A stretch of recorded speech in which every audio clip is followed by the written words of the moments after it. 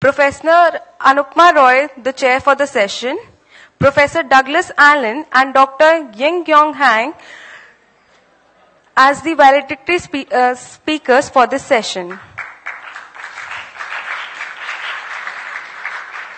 Our chair, ma'am, Professor Anupma Roy, is a professor of political science, Jawaharlal Nehru University. Her area of specializations are citizenship studies, gender and migration, law and politics. Some of her eminent work includes gendered citizenship, historical and conceptual exploration, mapping citizenship in India. With this, we welcome you, ma'am. Our first valedictory speaker, Professor Douglas Allen, is a professor of philosophy, University of Maine, USA. Professor Allen had Smithsonian and Fulbright grants in India and teaches courses in Marxism, Hinduism, and Buddhism. We welcome you, sir.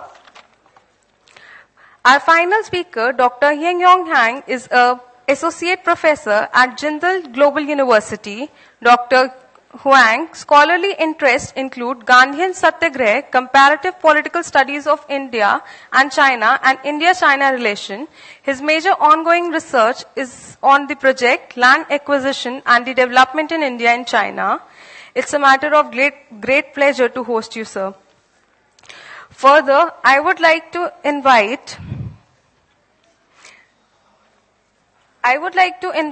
Anusha ma'am to felicitate our principal, Sir Dana sir, with a token of our appreciation.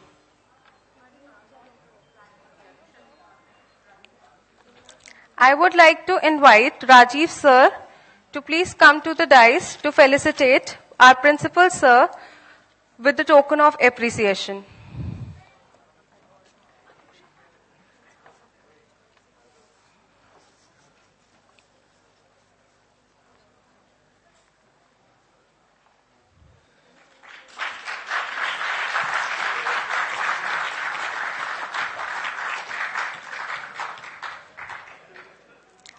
Further, I would like to invite Rityusha ma'am to invite Professor Anupma Roy ma'am with the token of appreciation.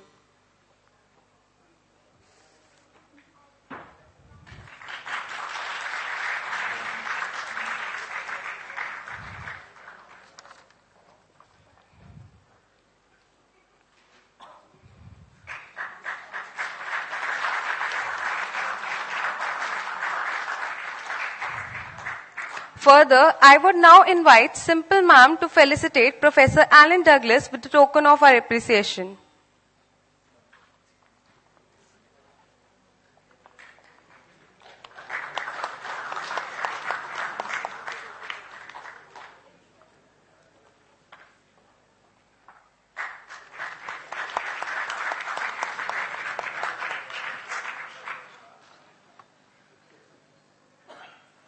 Finally, I would like to call upon Saima ma'am to present memento to Professor Huang.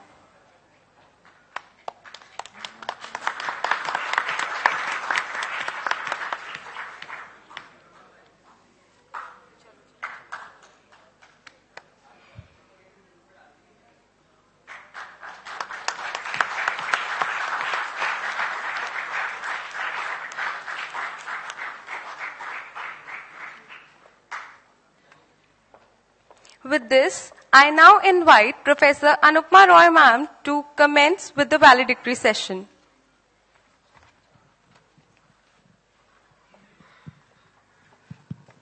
Welcome everyone to the valedictory session.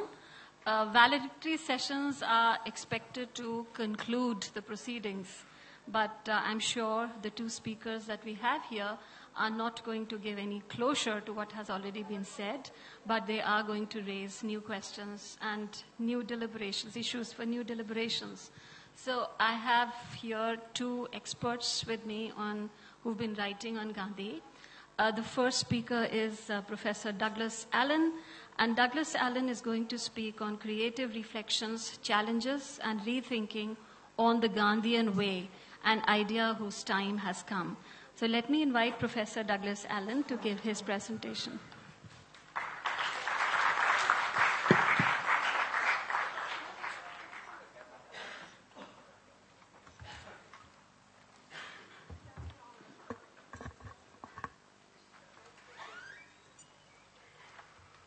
Okay, thank you. I would like to thank especially Professor Simple Mohanty for inviting me to come from the United States to give a valedictory lecture, and also I'd like to thank the students and others who have worked so hard the past 2 days to make this seminar a success. What I'm going to do, and I think you'll see in some ways what I will present will disagree with what some of the presenters have offered the last 2 days, and consistent with the title, what I hope to do is to challenge you.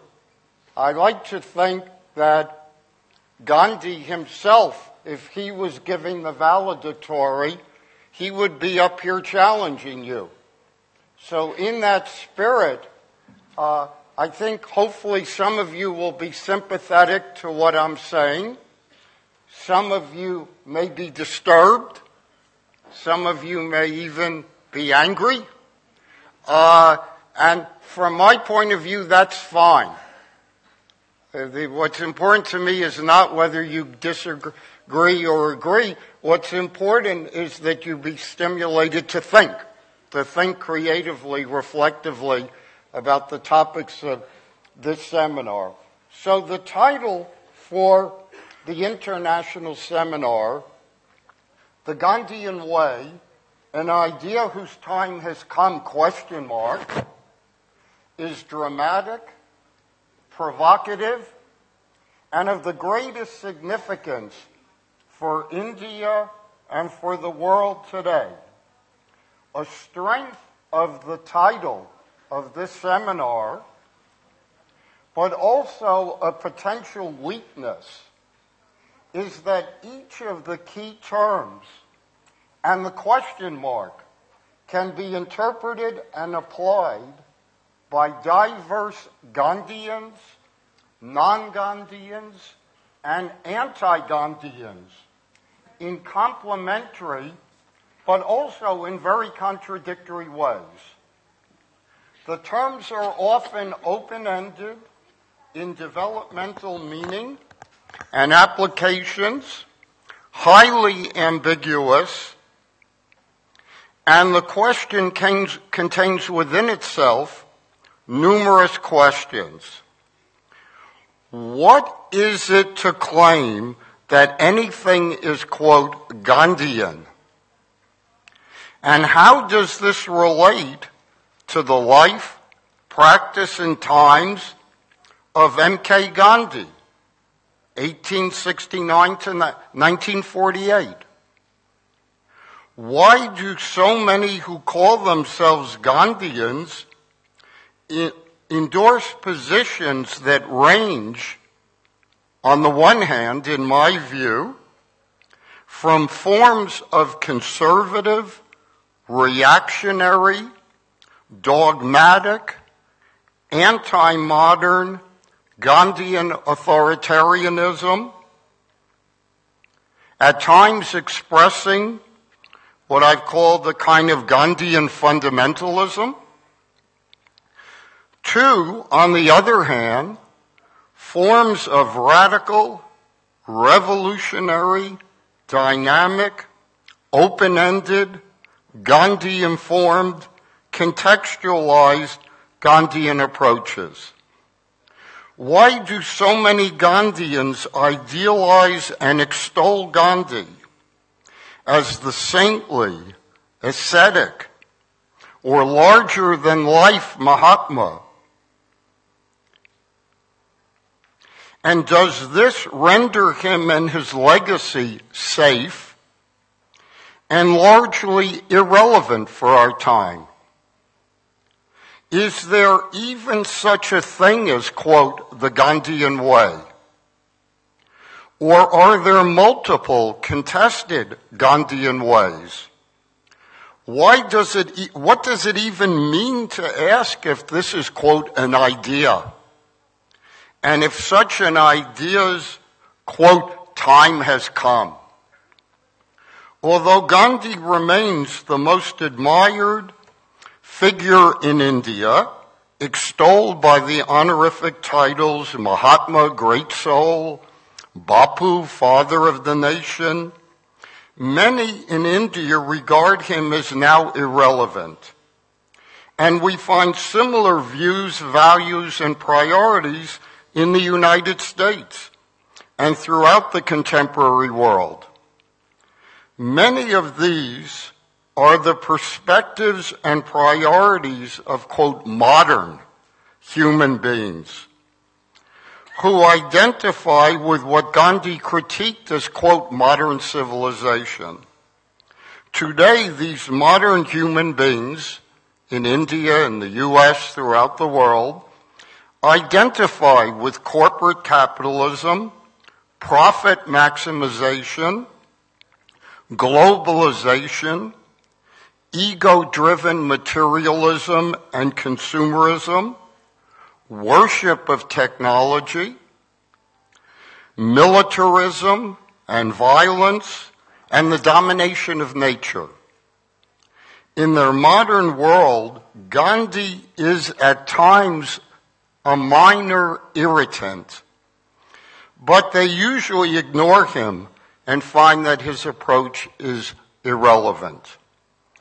Others who reject Gandhian approach toward peace, nonviolence, truth, morality, and spirituality identify with a narrow, violent, chauvinistic, xenophobic nationalism, as evidenced today in Indian exceptionalism and India First ideology and American exceptionalism and American First ideology. Some of these now try to appropriate Gandhi, as in Indian attempts to honor him as a great Hindu, but they reformulate him for their own anti-Gandhian purposes. How do we understand so many with political and economic power who now so easily reinterpret and reappropriate Gandhi as one of the greatest Hindu Indian heroes for their own purposes? That seems to contradict much of Gandhi's values, priorities, and struggles. In 2019, there are many other anti-Gandhian approaches that claim that any Gandhian way is reactionary and completely irrelevant today. Many millions of anti-Gandhians today embrace forms of ethnic and religious communalism, racism, male supremacists and other forms of sexism, and exploitative classism and oppressive casteism that oppose a creatively reformulated Gandhian approach to economic, political, gender, racial, cultural, and religious equality, nonviolence, and justice. Finally, many who are exploited and oppressed in India, the U.S., and throughout the world, including many Dalits, the lowest, the downtrodden, outcast, untouchables in caste-based India, reject or find irrelevant the Gandhian way, since they embrace the need at times for violent resistance and struggle in responding to their oppression and unjust conditions. The Gandhian way provides an alternative to all of these contemporary non-Gandhian and anti-Gandhian approaches. Is it an idea whose time has come? Is it urgently needed, or at the least largely irrelevant, and at the most an obstacle to progress and for providing contextualized solutions today? There is a strong tendency among both Gandhi admirers and Gandhi critics to idealize, essentialize, and or decontextualize Gandhi and his theory, approach, and practices. For admirers, he is the Mahatma, larger than life, ahead of his time, too good for this world. He has the blueprint, the solution for a culture of peace, nonviolence, and harmony. If only we would listen and follow his way. For critics, such an essentialized Gandhi is dogmatic and gives false absolute solutions for complex contemporary crises, and is at best irrelevant today, and at worst an obstacle to progress. My Gandhian approach builds on my past of Gandhi-informed nonviolence, peace and justice, scholarship, lectures and publications, teaching and activism, starting with the American Civil Rights Movement in the South, continuing through the anti-war movement in resisting the Vietnam War, and continuing to the present. In my approach, as presented in my new book that I have here in the Oxford University Press, they wanted to come over now and have this available for any of you, but apparently they were not allowed to do that. So, but this book is available. It was published here in January. And in this, I propose that Gandhi offers a profound and influential theory, philosophy, and engaged practice, challenging us to rethink our approaches and positions in ways so that the Gandhian way is not only an idea whose time has come, but is also an urgently needed today in meeting our contemporary crises. In a Gandhian way, we need to reflect critically on the key terms in this seminar. For example, what do we mean by peace? What do we mean by war? Is there peace without justice? Is there economic warfare? Is there cultural warfare? Is there psychological warfare? What do we mean by nonviolence? Is this more than a rather passive refraining from engaging in overt violence? Is nonviolence an action-oriented transformative approach? In responding positively to the theme of this international seminar, if I had more time, I would focus in this valedictory lecture on the following 7 of Gandhi's formative ideas for our time. 1, the primacy of moral living. 2, the foundational value and principle of creative nonviolence, ahimsa. 3, the foundational value and principle of truth, satya. 4, the primacy of practice as active, engaged, and transformative.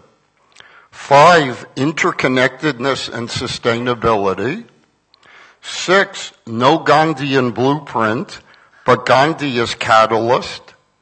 And 7, no exclusive or self-sufficient Gandhian way, but the Gandhian way as necessary for solving crises in 2019. Because of limited time, I'll do little more than mention several of these ideas, and I'll provide a rather brief analysis of several of the other ideas in ways that I intend to challenge us today as we develop our Gandhian-inspired philosophy and practices in the future. So 1, the primacy of moral living. In the Gandhian way, Gandhi For me, Gandhi is primarily a moralist.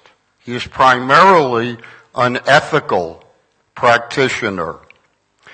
Gandhi places primary focus on dharma, on living an ethical life. His primary concern is not with some abstract theory of ethics, but rather on living a virtuous life, a life of moral character. In fact, just to give a very quick example, if Gandhi was talking to the students here at Delhi University, the different colleges, his first question to them would be, well, you have an education here. You've developed certain skills, certain knowledge, right, of technology, certain ideas. Well, are you a more virtuous person? Because of your education, have you developed more moral character? If not, Gandhi would say your education is a miseducation. And it's very dangerous because knowledge can be power. And if you don't have a moral foundation, in fact, it can be used for all kinds of immoral, violent, and destructive purposes. Second, which is the main one, the foundational value and principle of creative nonviolence, ahimsa. Of course, Gandhi is the most famous and most influential proponent of nonviolence or non-harm of the 20th century. Gandhi offers the most profound and influential theory, philosophy, and engaged practices of ahimsa, with a broadening and deepening of our understanding of multidimensional and structural violence. Embracing Gandhi's insightful critiques of modernity, he serves as a creative catalyst, challenging us to rethink our positions today. We live in a world that is defined by widespread physical, psychological, economic, political, cultural, religious, technological, and environmental violence, and that is increasingly unsustainable. From Gandhi's perspective, most of us who identify with a culture of peace and nonviolence really contribute to or are complicit with war-making and multidimensional and structural violence. Is he correct? So, just to develop this has been one of my major concerns over the decades. Gandhi, I'll just give you briefly how Gandhi, in my approach, deepens and broadens our understanding of violence and nonviolence. So Gandhi would say, most of us would say, we believe in peace. Peace is better than war. Love is better than hate. Compassion, kindness is better than cruelty. We easily say that. Even if we then qualify it and we say, unfortunately, we live in a world where often we have to use violence or war or selfishness or greed. Okay. Now, what Gandhi is saying, this is important, but Gandhi says 90% of us, when we say we're nonviolent, we're simply talking about overt physical violence. We're saying basically, I'm against just killing people. I'm against torture. I'm against rape. I'm against bullying. I'm against domestic violence. And of course, Gandhi's against all of that. But for Gandhi, that's 1 or 2% of violence. It's a very small part of violence. So how does Gandhi develop and broaden and deepen our understanding? In my writing, I've done this through two key concepts. The first one is what I call the multidimensionality of violence. In addition to overt physical violence, we have inner violence, right? Psychological violence. For Gandhi, hate is violence. Even if it's not manifested by killing someone, if I would like to kill you, If I'm full of rage and hatred, I'm a violent person. And this will be expressed in how I relate to myself and others in the world. Now, Gandhi says also, very important, there's linguistic violence. Language can be very violent. That's why Gandhi says language acquisition for the youngest child, right, through the home, the family, the community, the media, is very important in shaping how we experience the world and how we express our understanding of the world. Language can be very violent. For example, a teacher can use language to control, to dominate, to shame, right? To instill terror in a student, right? For Gandhi, this is very violent. Then Gandhi spends the most time on economic violence. As a moralist, this is surprising. Gandhi's very concerned about economic violence. He equates economic violence with exploitation. The haves and have-nots, those who control the wealth, the capital, the land, the technology, the media, and they establish an asymmetrical relationship of domination, of exploitation for the have-nots. Gandhi says poverty, often he says, is the worst form of violence. So, Gandhi is concerned about economic violence. Gandhi is concerned, of course, with political violence, cultural violence, religious violence, wrote about. Gandhi is very concerned about educational violence. We could spend a lot of time on this. And Gandhi is very concerned with environmental violence. So what Gandhi says is, the way I am socialized, I am bombarded with all these different dimensions of violence. And they all interact with each other. They mutually reinforce each other so that finally we have a view of ourself, of human nature, of the other, that is in fact very violent. So part of Gandhi's project is how you break the basic causes and conditions. It's like a law of karma, or the Buddhist doctrine of dependent origination, pratitya samutpada. It's like, how do you break that chain, vicious chain of violence, to begin to introduce love, compassion, caring about the well-being of others, responding to the suffering and the needs of others, controlling your ego with all its ego desires and attachments and so forth. So, this is part of this. The other part is, in my analysis, Gandhi talks about the structural violence of the status quo. This is business as usual. Our economic system, when it's functioning smoothly, efficiently, with no disruption, is very violent. The fact that people suffer passively, blame themselves, or they'll be reborn to a better rebirth, or they'll go to heaven, or they look to drugs, opiates, alcohol, or whatever, all kinds of escapism. The fact that they suffer, this is very violent. You want to disrupt that violence of the status quo, business as usual. So for Gandhi, our political system, normal, when it's functioning normally, is structurally very violent. Basic religious institutional systems, when they are functioning normally, are very violent. So, at this point, all I'll say, when you combine the multidimensionality of violence with the structural violence of the status quo, this opens up for Gandhi. It so broadens and deepens what we mean by violence and nonviolence. Now, Gandhi, a third point, Gandhi talks about the foundational value and principle of truth.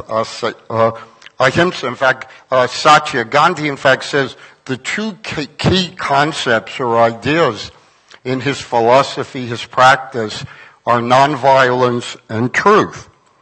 Along with nonviolence, this is Gandhi's key idea. So I have to be very brief on that. Satya or truth expresses Gandhi's view of what is real and is often used interchangeably with being, self, with a capital S, soul, the Atman, Brahman, God. If there were more time, we could examine Gandhi's key distinctions between absolute truth and relative truth. Very key to understanding Gandhi's approach, the relationship between means and ends, and how truth and nonviolence are integrally related and are often convertible terms. He usually says nonviolence is the means to realize truth, but he says truthful living is the means for experiencing nonviolence. Okay. For now, we may simply note that truth expresses the epistemological, moral, and ontological basis of the Gandhian way, and it assumes and it affirms that reality consists of an underlying oneness and unity, but this is a unity with a respect for differences, the interconnectedness of all of life, and the basis for integrated, value-informed, meaningful, truthful living. Fourth, the primacy of practice as active, engaged, and transformative. Gandhi has little interest in abstract philosophy and theory, including some abstract formulations about the Gandhian way, or of some Gandhian idea whose time has come. True ideas are necessary, but Gandhi always emphasizes the primacy of practice, in which ideas emerge from practice and then must be tested, verified, or falsified in terms of new engaged practice. In addition, Gandhi is critical of much of traditional philosophies and religions, including those in India, because they have been rather passive, or even world devaluing, or even world denying, and lack the Gandhian way of practice as active, engaged, and transformative in relating to ourself and our world, and as involving courage, moral character, self-sacrifice, organizing, mobilizing, struggle, resistance, and constructing the constructive program of Gandhian positive alternatives. Fifth, interconnectedness and sustainability. This was mentioned in the above formulation of Gandhi's approach to truth and reality. It is also central to his view of nonviolence, in which nonviolence is a moral and spiritual force. Nonviolence is a love force, a soul force, a truth force that brings us together in interconnected, harmonious, meaningful relations. Today we live in a world of so much individual and social alienation, fragmentation, hatred, ego-driven divisiveness, and meaningless objectification. We also live in a world that is unsustainable, economically unsustainable, environmentally unsustainable, culturally and religiously unsustainable, and violently unsustainable. The Gandhian way, with its organic, holistic perspective of the unifying interconnectedness of all of life, and its theory and practice of creative nonviolence as necessary for the sustainability and the very survival of humans and other species on the planet Earth, is an idea whose time has come. Sixth, there is no Gandhian blueprint, But Gandhi serves as an invaluable catalyst. My central claim is that Gandhi is essential for formulating new positions that are more nonviolent, more peaceful, more just, and more sustainable, but only when selectively appropriated and creatively reformulated and applied. Gandhi was an incredible moral, spiritual, cultural, and political human being. But Gandhi was human. He made hundreds of errors, some of which he called, quote, Himalayan blunders. In some cases, Gandhi's views were reactionary, backwards, immoral, and need to be rejected in 2019. In many more cases, Gandhi's life, as expressed in the title of his autobiography, consisted of open-ended, dynamic, contextualized, quote, experiments with truth. And he often rejected, revised, and reformulated his approach, his philosophy, and his practices.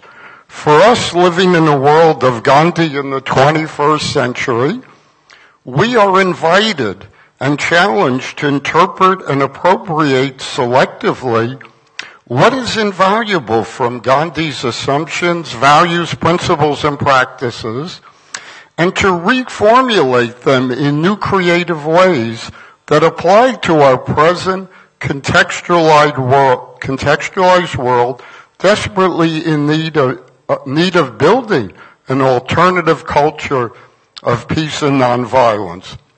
So then the final, seventh point, there is no exclusive or self-sufficient Gandhian way. But the Gandhian way is necessary for solving crises in 2019. A Gandhian approach is not self-sufficient and does not have all of the answers, but it provides resources and hope for dealing with our contemporary crises. We are challenged to consider a Gandhi-informed, contextually applied approach that is morally and spiritually engaged, action-oriented, and economically, politically, and culturally transformative. Such a Gandhian way must take seriously and respond to and engage in dialogue with at least some of the non-Gandhian and anti-Gandhian approaches that maintain that the Gandhian approach is largely irrelevant today. As invaluable but not self-sufficient and not having all of the answers, the Gandhian way, selectively and contextually reformulated, must be integrated with complementary non-Gandhian approaches, also selectively and creatively reformulated, that may be more advanced or at least offer non-Gandhian ideas whose time has come with regard to crises today, including economic and historical relations, gender and racial and class and caste relations, science, technology, the environment, and other contemporary concerns. So just to conclude, if I had more time, I would indicate in that regard. For example, when it comes to certain economic and historical analysis, Karl Marx is often more profound, more critical thinker than Gandhi is. When it comes to technology, the environment, Gandhi has profound insights, but there are recent thinkers who are working on climate change, on other issues, who actually are much more advanced than Gandhi was. When it comes to gender oppression, when it comes to caste, when it comes to racism and so on, there are many feminists and other thinkers today who push Gandhi, who have insights in certain areas that are more progressive. And so my project is, how can they be again selectively reformulated and integrated with complementary Gandhi ideas. And when we bring these different perspectives, Gandhian and non-Gandhian, together, in fact, we develop the potential for new creative responses to our contemporary crises and solutions. So, my last sentence is just, I hope this valedictory lecture on creative reflections, challenges, and rethinking on the Gandhian way, an idea whose time has come, has offered possibilities for answering that question with a strong, committed, engaged, and hopeful affirmation of how it is an idea whose time has certainly come. Thank you very much.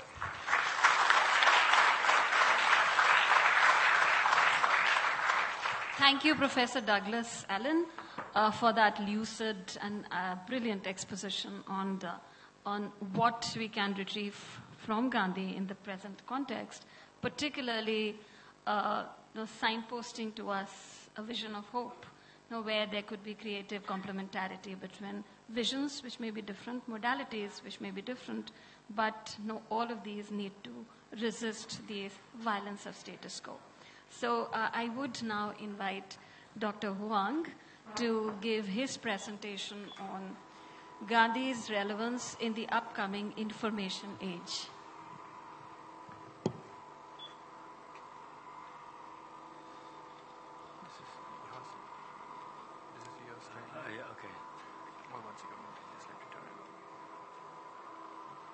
No, this one. This is mine.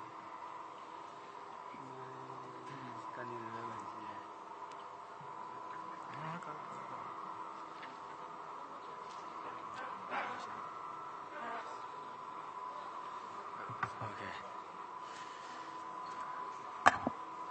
Okay. Namaste. Thank you, Chairperson.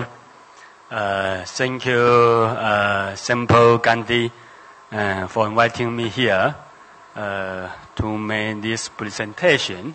And thank you for the volunteer for organizing this wonderful conference. Yes, I was teaching in Sun Yat-sen University in Guangzhou for 10 years, and now I just shipped to Jinda Global University.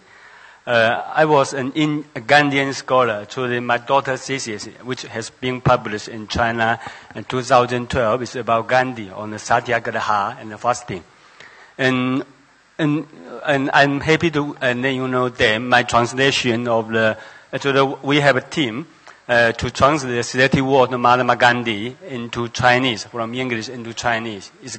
We are very lucky to have it published by 20 September this year. It's very difficult to get this publication, particularly in nowadays China. So we are so lucky that it can be joined the celebration of the 150th anniversary of Gandhi. And I also have some paper, particularly on Gandhi and Sun Yat-sen, on their reaction to the Russian Revolution. And here, actually, my topic is about information age and in Gandhi. Yeah, actually, what Professor Allen done is about 2019, Gandhi relevance. But mine is maybe around 2020, 2040, 2050, or 2060. Because actually, why I come to this issue, I think we are talking about Gandhi's relevance. Then we are linking two things. One is what is going on right now, our society, our world. This is the things there. And the other thing is Gandhi. So we try to link these two things together. Then we have to look at what are we right now. So what are we right now? My observation, actually, I don't think these things, actually, we are experiencing about this process, about the upcoming of information age. Take an example of the Uber.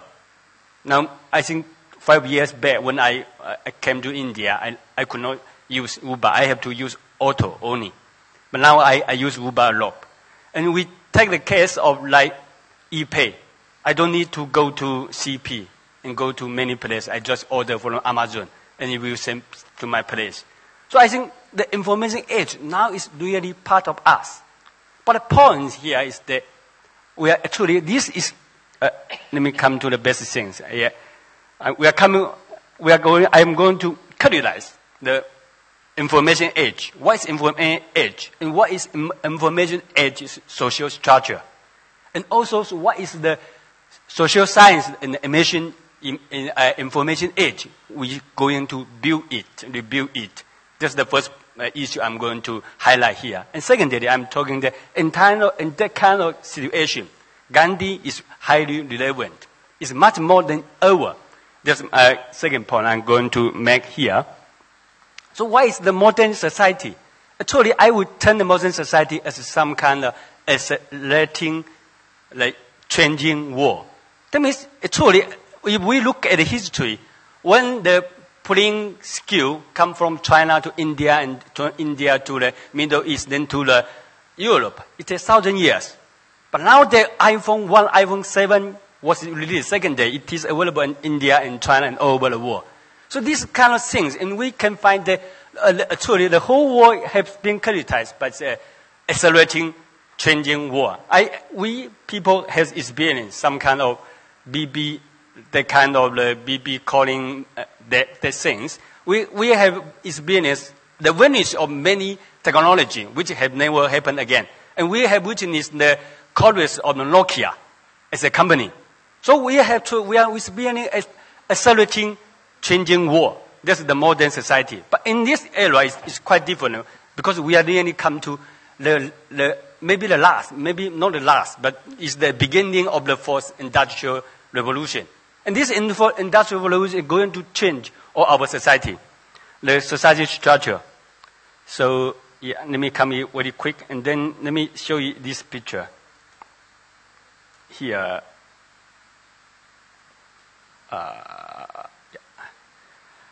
The best idea is that actually the production, I may use the Marxism, some kind of Marxism analysis framework, but I think this is quite highly related to nowadays.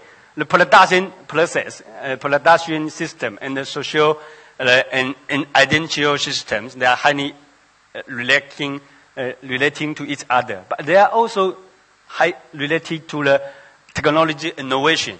So these things, we can find that, as Marx said, that in a kind of massive introduction system, it comes with a capitalism, and then with the universal franchise democracy system. And in these terms, actually, if we are going to experience the information age, then what will happen for us? I will say that if we could not catch up with the situation of information age, then there will be a disaster for human beings. Take the example of AI. People may think that actually in the near future, what is AI? AI may like nowadays they are inventing the auto driving system. And then that means in the short term, maybe 5 years or 10 years, we don't need driver anymore. And then the drivers will lose their job. And then maybe 10 years later, we will see that all the labors are not necessary in this world. So that means what?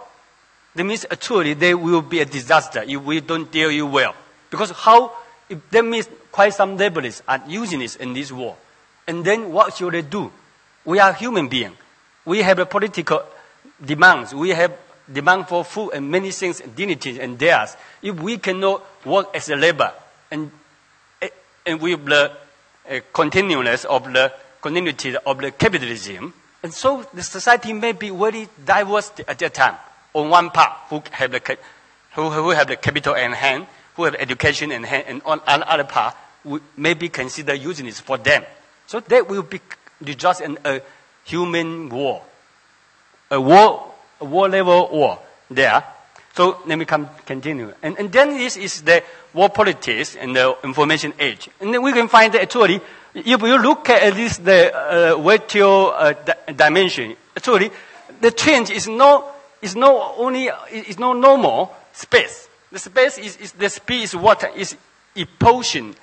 No, that means every 2 years there is 10 times against the previous one. So it is, the changing is much faster than before.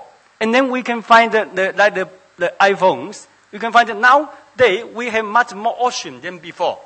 And the frequency of the renewal is going much quicker than before. So this is the one character of the accelerating change of the world. Secondly is the polarized hierarchy. And this I use some World Bank data and also this is what data? This is the global stuff, but it is also based on the World Bank. So we can find from here, actually, not all countries, not all nations' adoption of the technology are same. The more advanced country, they are able to use the information technology much more than the less developed country. And then we can find that East Asian is one exception.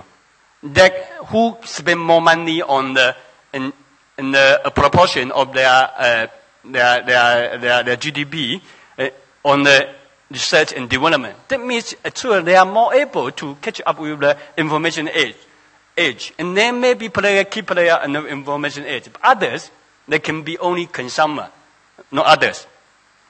And then we see about the gap of the development. We can find that actually only the rate one, the East Asian, is going up. It's near to the OECD's per capita GDP. And South Asia is going good, but other countries, they are going down. So even in relative terms, many other regions, their gap with the OECD is much bigger than before. And then we come to the absolute, the absolute amount in terms of dollars, and we can find that only East Asian is going up. And even the gap is even more larger than before, even the East Asian. So that means the hierarchy is going up even in the last 30 years. And also, I'm not going to, inside these countries, inside domestic data, it also shows that the Gini coefficients has not been declined over the world. But so this is about the AI. I say the AI some jobs are going to erratically vanish in the long term, in the several decades later, and there are some jobs are increasing in the demand, but these are all high educated jobs. And then we are coming to now. I'm thinking about the vertical side hierarchy of the world. It's going to expand much higher than before. And secondly, the thirdly is about the overlapping society. Actually, the weight of the development country to the modernity is unlike the developing country, the West. The West is some kind of replacement. But for the developing country, it is some overlapping. So it depends on which part. You can find that there are always some kind of a mixture of the modernity, postmodernity, and the traditional. They are mixture together. This picture, my picture, you can find how people use the technology and how they live together. You can find this building was built around 1930s, something like that. And behind there's a new building. And that building is close to them. And that building may be built about 2010 or something like that. And you can find people still hanging clothes on the building. So this is the habit of 1,000 years old. But we can find also nearby, it is a car, maybe Nissan or something. So that's the mixture. That's the hybrid world. So that means on the horizon level, the worlds become more diverse in most of the countries. And then this is the point here is about the conflicts after the Second World War. And from this table, we can find that the civil conflict is going up and much more before than other conflicts in the last decades. So this is the best structure or the social structure in the AI. Firstly, is the hierarchy is going up, is much more hierarchy, because actually we can find that the tribe will still stay. Like the African, we don't think they are going to improve their status in the short term. So the hierarchy is going up and going much more than before. But at the same time, we find they are more diverse. There are always new things come up, but the old things will not so certainly vanish in a short time. It may take a long time for the old thing to vanish, then the new things to come up. That means the diversity is going, with the passing of time, the diversity is going to spread much more faster than before. So that's the whole world we're going to this kind of new system, more hierarchy and more diverse. So what's the result, political result of that? And that, I will say, that depends on what kind of development, what kind of world you are pursuing, you are seeking. So you want inclusive or you want exclusive.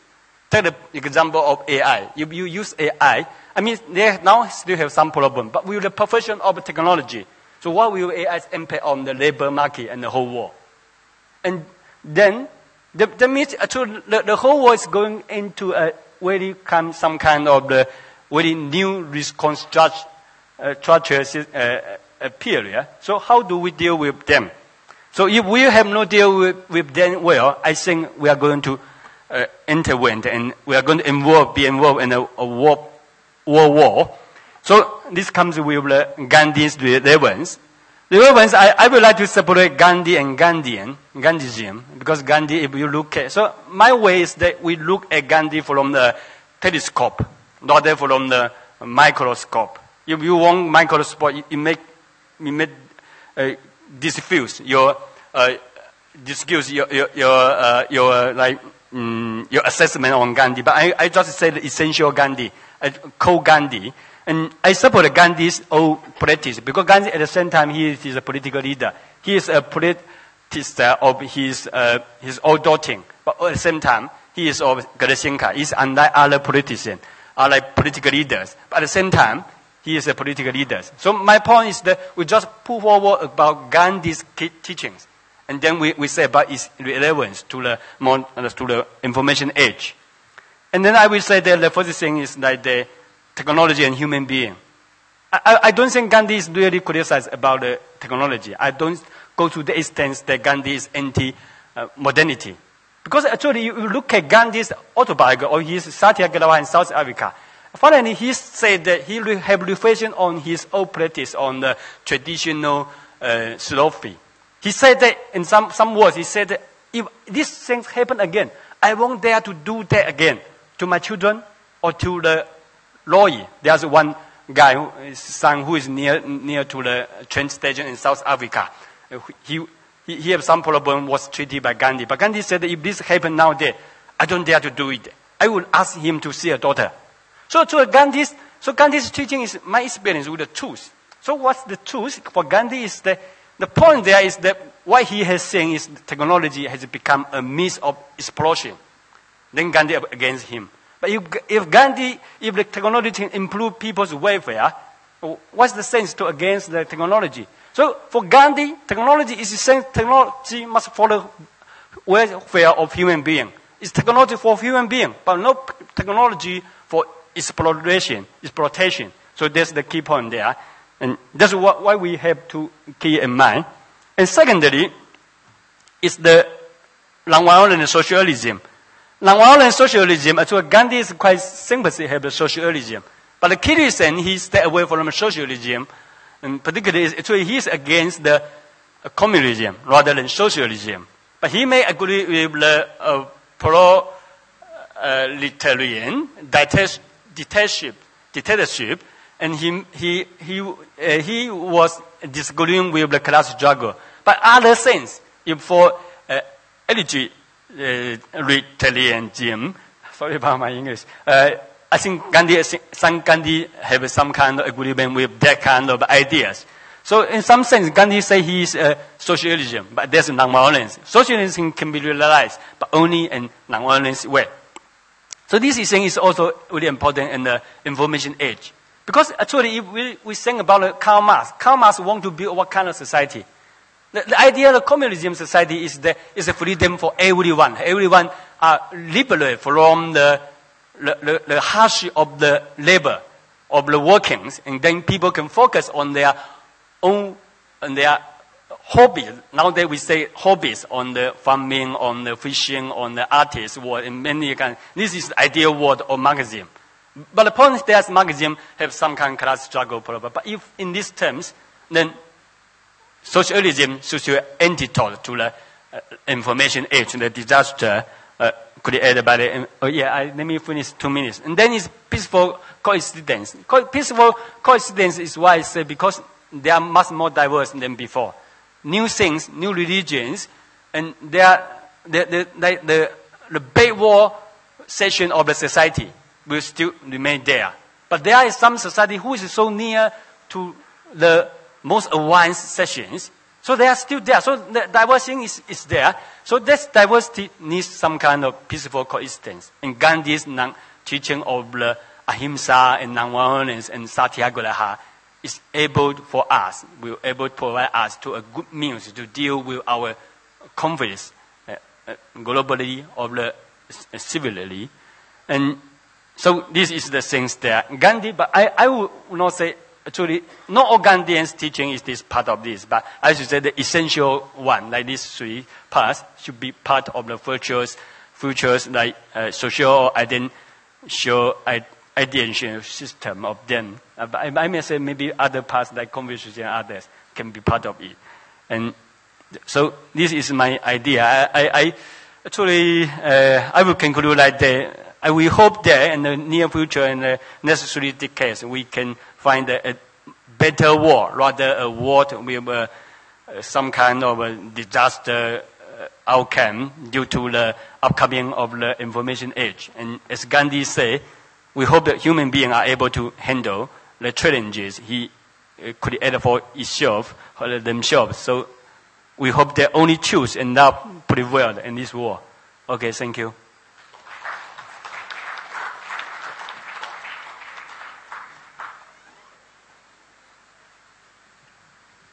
Thank you very much, Dr. Huang. Could we have the lights, please? Thank you very much for that interesting and innovative invocation of Gandhi and an age so...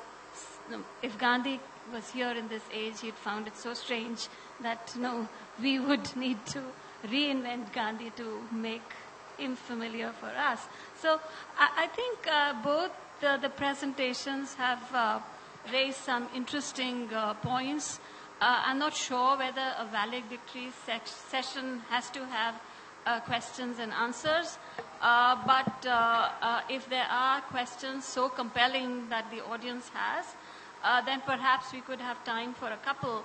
But I do think the organizers are constrained for time, so I would urge you to hold on to your questions and maybe ask the speakers later. I leave it to the organizers. But I think there are 2 interesting points that I would like to flag. One has to do with a question that was raised by Professor Douglas Allen in his presentation, where he talked about the label Gandhian itself and whether the usages of that label has meanings which are appropriate to what Gandhi himself would have thought being Gandhi would mean. And I think there are bridges between the 2 presentations, particularly when Professor Douglas invoked the idea of truth and truth as a form of non-violence in a world which is sustained by violence. What does truth look like in an age that Dr. Huang talked of, in an age, and I'm thinking of 2 things in particular: the arrest of Julian Assange and the revelation that the Alexa, which is based on artificial intelligence, has people listening to our private conversations. So we are thinking of a greed of power which is entirely of a new kind, which is so nebulous, but it also saturates us. So what would truth look like in this context, and who would then be the mobilizer of truth in a context where power is so nebulous? The other thing that I thought was extremely interesting in both the presentations was the way in which speaking to power is invoked. Because in each case, power is so overwhelming that those who are invoking truth are themselves in a position of vulnerability. They know that speaking truth to power is not necessarily going to be, and the outcome will perhaps not be success, but it does make powerlessness complex. So, once you raise that voice, epistemic violence is, I thought, and very interesting.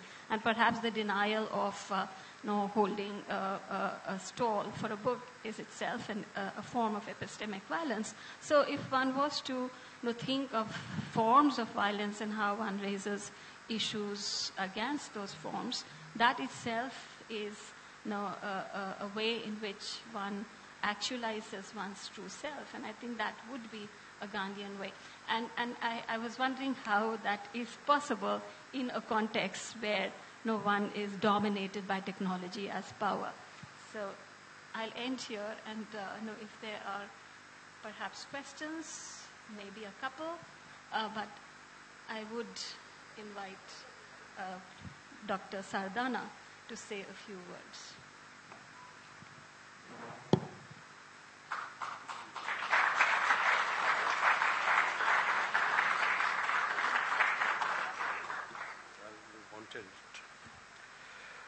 Professor Anupma Roy, Professor Douglas Helen, Dr. Ying Hong Yong, Dr. Sangeeta, professors and the authorities which have come very far distance, Columbia University, other places, teachers of the Department of Political Science, and my dear students.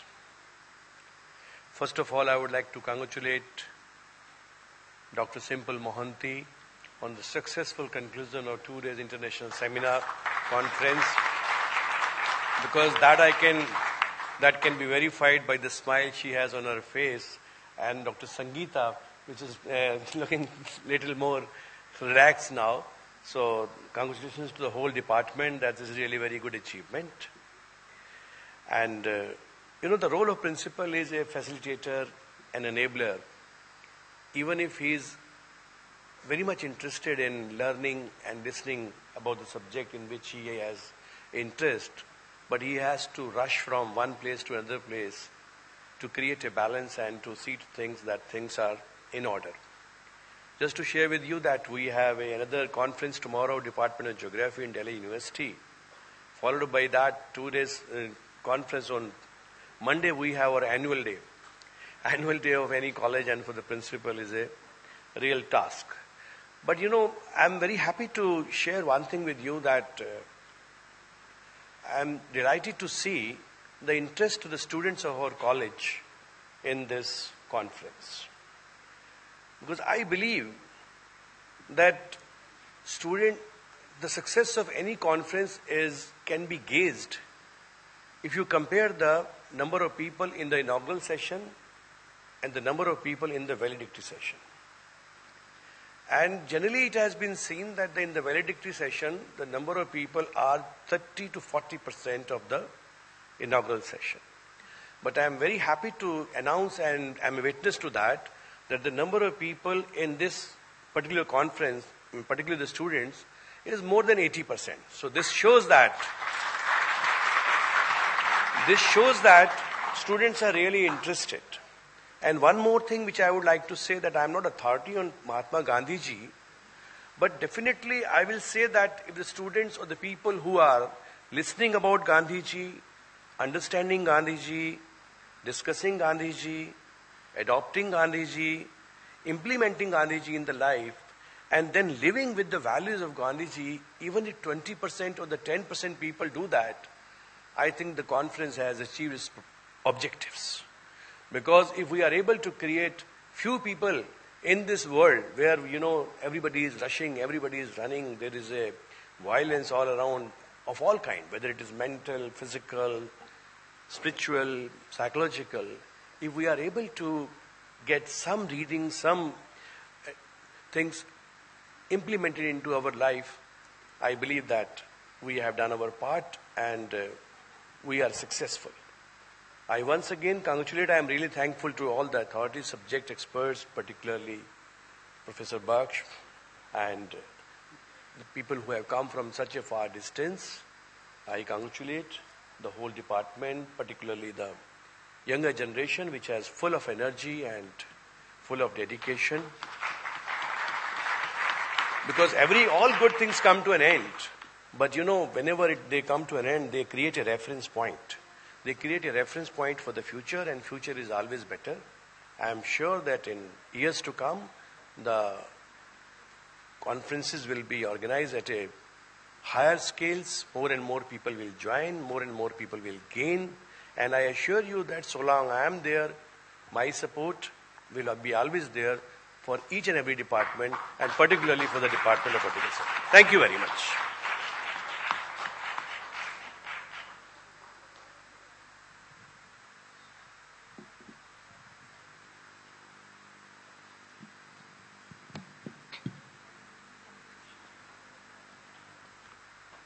Thank you so much, sir.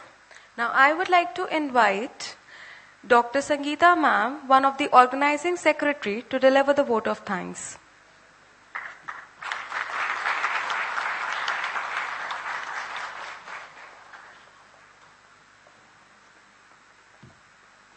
Good evening, friends. As we are moving towards the end of this 2-day international conference on Gandhian Way, an idea whose time has come, may I have the privilege to offer vote of thanks on behalf of Department of Political Science, Shaheed Bhagat Singh College, to Honorable Shri Shakti Sinha Ji, Director of Nehru Memorial Museum and Library, Teen Murti, for offering his timely assistance in the organization of this mega event. I would also like to appreciate our dear principal, Dr. Anil Sardana ji, for being a constant source of encouragement and support, without which this magnanimous event would not have been possible.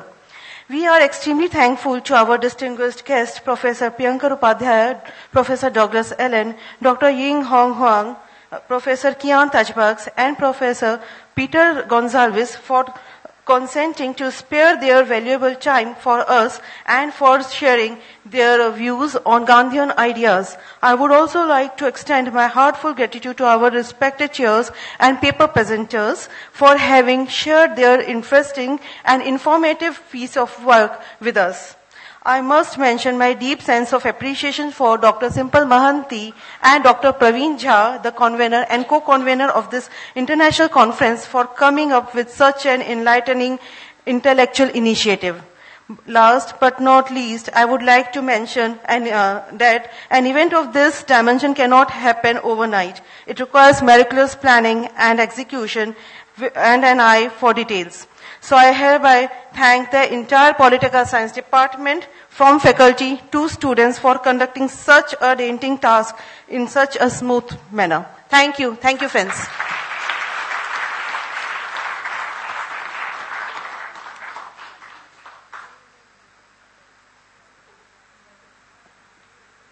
Thank you so much, ma'am. Now I would like to call all the faculty members to get the picture clicked.